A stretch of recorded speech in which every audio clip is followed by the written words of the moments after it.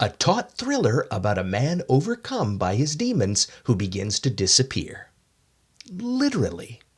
Welcome to Films You Never Heard of.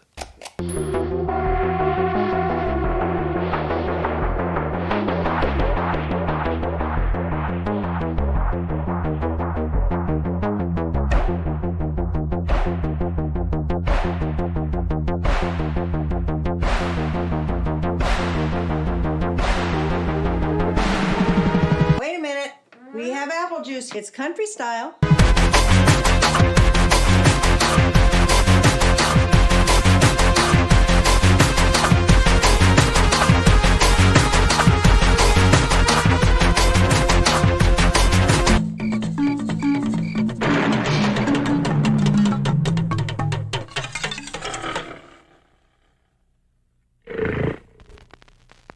Embodying and becoming the character, both physically and emotionally, has become a long-standing tradition amongst the world's greatest actors.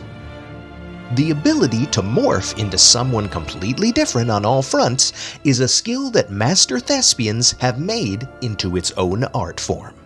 And if so, the epitome of such a performance would have to be Christian Bale's unforgettable turn as the troubled Trevor Resnick in Brad Anderson's The Machinist. He's a character who not only suffers from severe insomnia, Stevie, I haven't slept in a year, but due to not dealing with burdening traumas, has become emaciated physically to the point of all but wasting away. There's an obvious Hitchcockian flair within the story and style of The Machinist. And as such, most details cannot be discussed here without revealing all of the best-kept secrets. But what can be said is that everyone within the film, both in front and behind the camera, is on their A-game. The script by Scott Kosar is a wonderful conundrum of twists and turns, smart enough to tease the headstrong, yet engaging enough to satisfy the simple. The only thing that tops it is the inspired direction by filmmaker Brad Anderson. Having successfully come off the previously stunning film Session 9, David Caruso alert, Anderson proved that he could hold horror, but with Kosar's script as his movie muse, he also shows he can tell a story with style. But if The Machinist is Anderson's finest work, then for actor Christian Bale, the film is by far his Oscar win.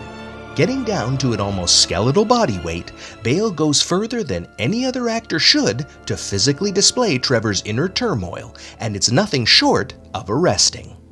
But the wise Anderson knows that even a leading man as good as Bale needs character backup, and The Machinist employs noble actors to fill out the film. Jennifer Jason Leigh as the weary and worried call girl Stevie. If you were any thinner, you wouldn't exist. The great Michael Ironside as one-armed work colleague Miller. Hell, that's some vocabulary you got, kid. And especially the menacing John Sherian as the devious Ivan. How about abnormally? All provide balance to Bale's bold work. Bale notoriously went on to create even more meaningful screen stuff, but sadly director Brad Anderson has had way more downs than ups.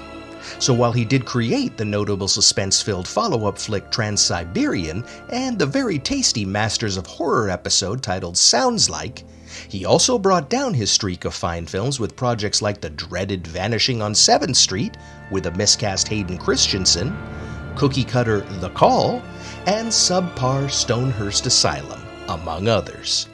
So the ultimate question is, can Anderson come back? Can a man behind a 5-star flick like The Machinist still make memorable movies? I truly hope so. Signature style, especially in this day and age, is a terrible thing to waste. Till next time.